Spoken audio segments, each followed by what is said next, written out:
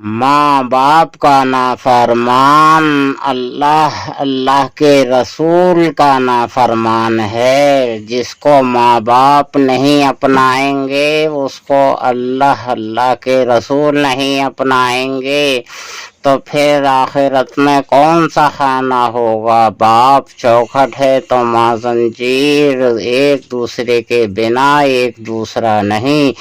और फिर जहाँ अल्लाह अल्लाह के रसूल नहीं वहाँ फिर इस इंसान का क्या दर्जा, क्या काम। फिर तो तबाही तबाही ही है।